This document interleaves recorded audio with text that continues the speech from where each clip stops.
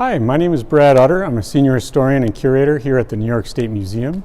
I'm curator of our Erie Canal exhibit, Enterprising Waters, New York's Erie Canal, which will be up through the end of October, and hopefully we'll be able to open up before then. But in the meantime, we'll give you a quick tour of the tourism section, of travel on the early canal. Before the canal opened, travel was really limited, or at least tourism, leisure travel, was really limited to the wealthy, the well-to-do, people who could up and leave their house for a month or two at a time. But the canal really changed that. And when the canal opened completely in 1825, you had the ability to travel from New York City up to Albany to Buffalo in a cheap, reliable method. The schedule was somewhat reliable as long as there were no breaks, and the method was cheap. Prior to the canal, you had to rely on bateaus, flat-bottom boats that went up the Mohawk River, out the Mohawk River west, and then into the Western Inland Lock Navigation Company's early canal, and out through Oneida Lake, and then mostly stagecoaches from there out to Buffalo, Niagara Falls. So it was a tough travel. So when the canal opens, and we want to travel starting in New York City, so we'll picture ourselves 1825, 1826. If you're leaving New York City, you'd want to take a steamboat, take the steamboat up the Hudson River. What you're seeing now is a steamboat pulling a safety barge, and a safety barge was a short-lived thing. It was a well-outfitted barge for people who were afraid to be on the steam engine of the steamboat. The steam engine was still relatively new.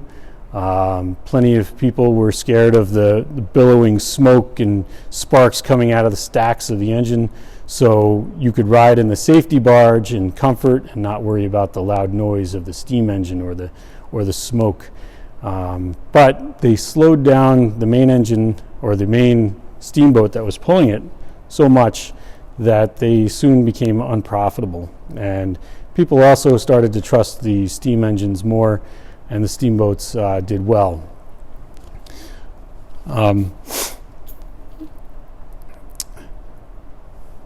America didn't have castles and ancient Roman ruins like Europe to visit. So tourists making a trip on the canal were out to experience travel on the canal itself, which was a new novelty.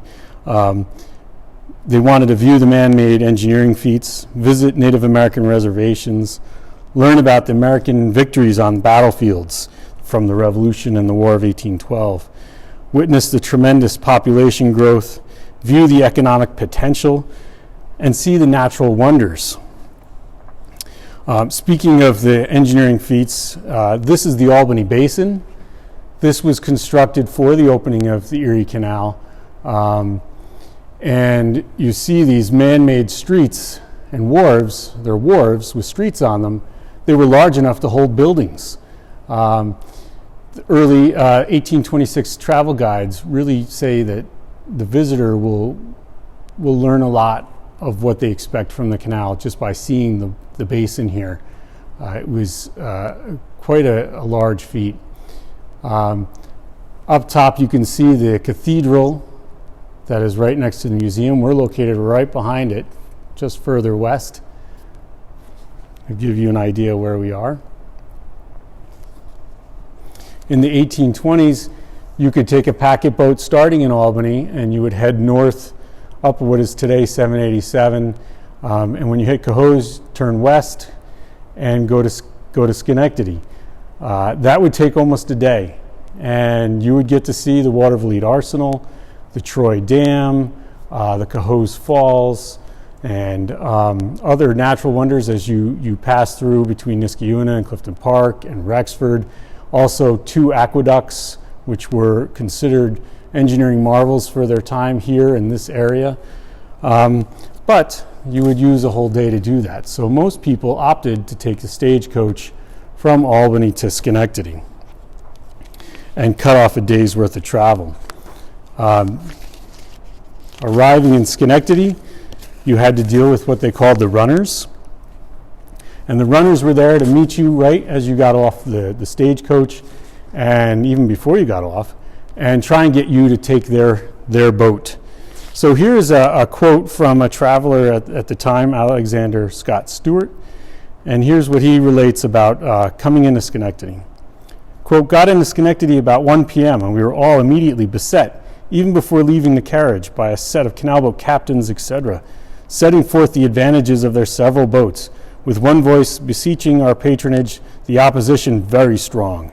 Abusive language and sometimes blows between the different owners and others interested, not at all uncommon, I am told."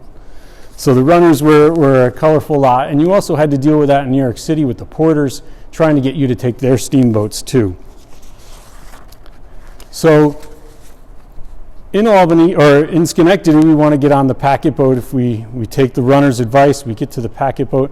The packet boat was a boat specifically designed to carry people. It was not a freight boat. This was a floating hotel, if you will, designed specifically for people. I'm going to read you a description from an 1826 guidebook of a packet boat. They were pulled by 3 horses, and the typical cost in 1826 was 1 cent per mile or 1.5 cents per mile with board.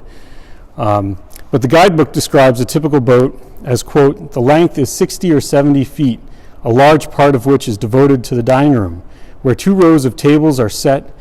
At night, mattresses are spread on the seats each side, and another row above them on cots are suspended from the roof. The ladies are accommodated with berths in the cabin, which is usually carpeted and hung with curtains, and in other respects more handsomely furnished. The kitchen and bar are conveniently situated, and the tables are spread with an abundance and often a delicacy which may well surprise those accustomed to the cheapness of travel in this part of the country." As you can see here, this is a depiction from Erie Canal Village in Rome, a recreation of the interior of a packet boat. But these bunks would fold up along the wall during the day, and they were very close. So imagine sleeping on this bunk, which is a matter of, it's linen, and the person above you, their body is inches from your face. And there's lots of great stories about that, the inconvenience of that, we'll say. One of the other interesting things about the packet boat is that it was kind of an equalizer. There were luxury boats, and then there were everyday boats. But if you were on an everyday boat, everyone was in there together. Men and women in the same space? Well, at night the women would have their own quarters, but during the day you've got all classes mixed together. And you can see this is a passenger list from 1828. And they get real creative. Priest, 6 Irishmen, I've seen old so-and-so, stranger, 4 Indians, all sorts of terms that were derogatory even in their days. But they were all together in the same cabin. If you were lucky enough to have a nice day while you're traveling, you'd want to go up on top of the boat and sit on the deck. But watch out for the low bridges. Everyone's heard about the song, Low Bridge, Everyone Down. That is not an exaggeration, especially packet boat travel. It was not uncommon for people to get knocked into the water. Some people were killed. Some people had their heads smashed really hard. So it was not at all uncommon. As we'll work our way around. On the boat, they didn't have any cell phones. They didn't have TV. So there were different things that the canal boat captain would provide, or the company that owned the boat could provide, from musical instruments to a library, a deck of playing cards, Some people would bring their own, but you could rent from the canal boat captains. Also, the library with little books and little magazines. You can see some of them here. These are examples from our collection of the size of books that people would carry. Travel journal was also very popular, people recording their journey.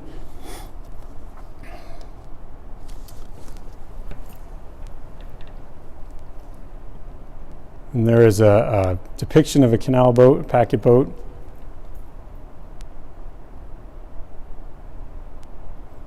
Over here we have a travel trunk that is lined with wallpaper.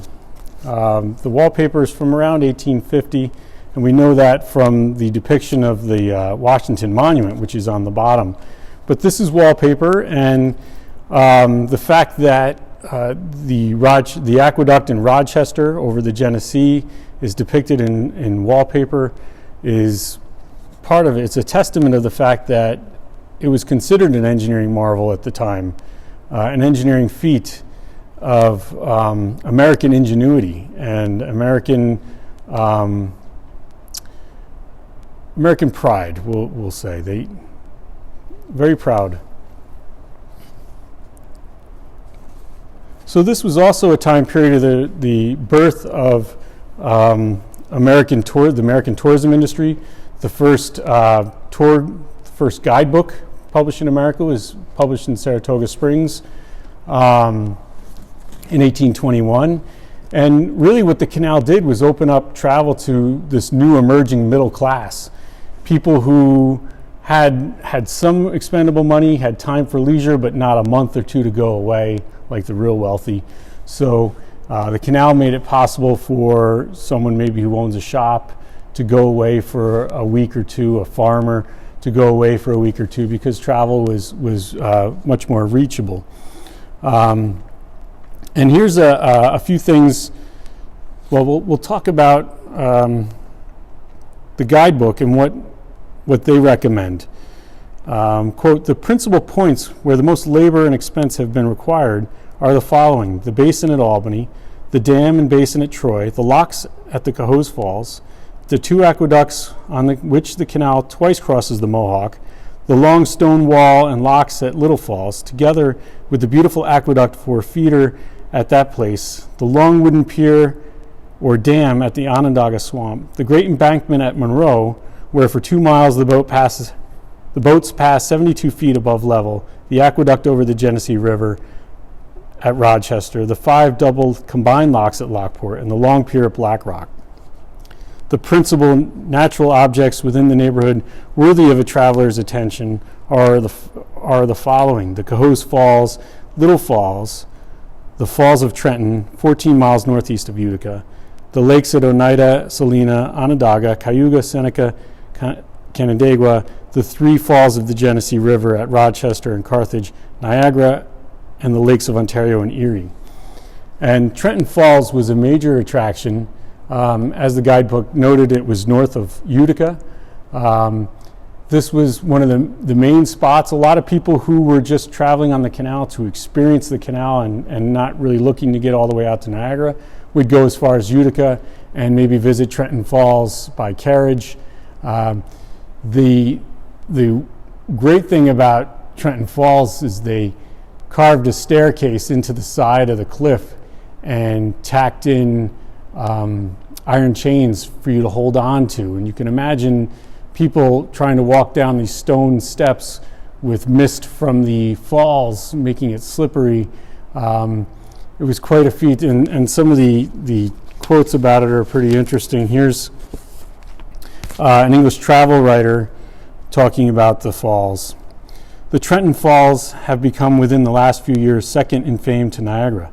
The West Canada Creek, which in the map shows but a paltry stream, has found its way through 3 miles of rock, which at points is 150 feet high, a forest of enormous cedars which droops its branches like weeping willows, grow in the clefts of the rock, and in some places almost dip their dark foliage in the torrent. Some travel writers speak about being overwhelmed by the the mist and the slippery rocks and just sitting down and not being able to make it all the way. Of course, the main attraction is Niagara Falls, and you can take the canal all the way out. This is a stoneware crock, and the family lore is that it was produced and given as a wedding gift in 1829. And the image of the falls is based on this, is believed to have been based on this lithograph here.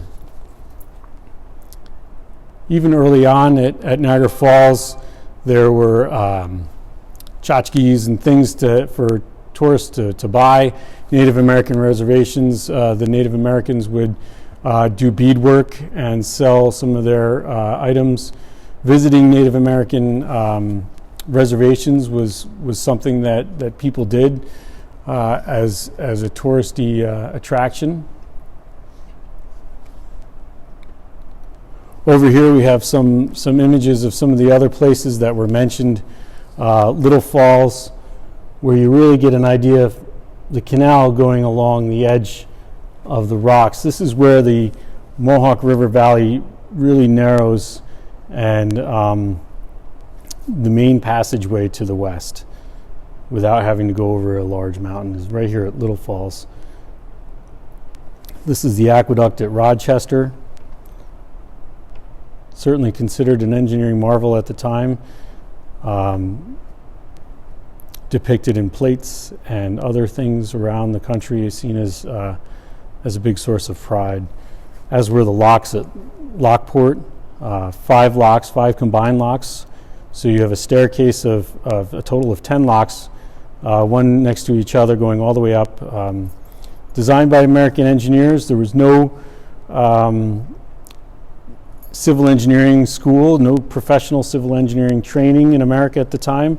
These folks learned on the job. Nathan Roberts, who designed the final version here, was a math teacher, and he learned how to do it. They learned on the job and reading books and looking at other examples.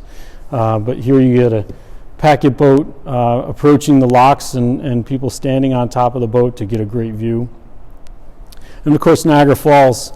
Here was one of the big attractions, was to walk behind the falls, and the artist here really shows the mist, because that was a major thing, trying to walk through the mist, and most people would hire a guide just so you can make it through. It was hard to breathe, but once you were inside, it was considered sublime, and really need to sit and collect yourself and be one with nature.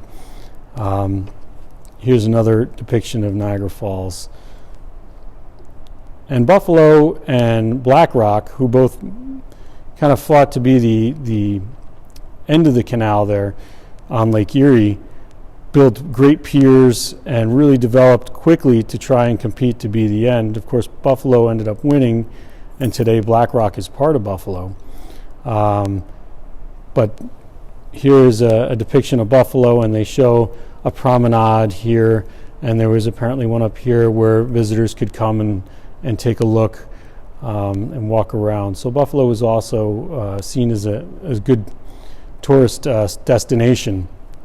From Buffalo, you could circle back by stagecoach and visit other sites south of the canal, or you could go on to Montreal,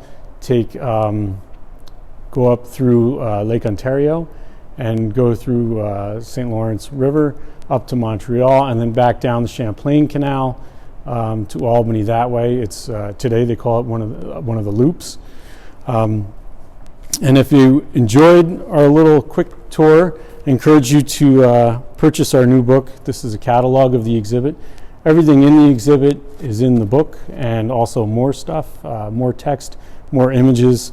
It's called Enterprising Waters, The History and Art of New York's Erie Canal. It also includes images of artifacts that were used in an art show that we had here relating to the canal. And this is put out by SUNY Press, full color. And you can get this on Amazon or wherever you buy your books. Do you know who manufactured the crock? I think we do.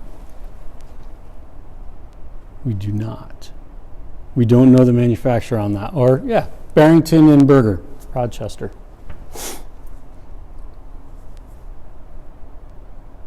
It's not in the label because it's right there for you to see on the crock. Any other questions? No? All right, well, thank you for joining me. Stay safe and visit again.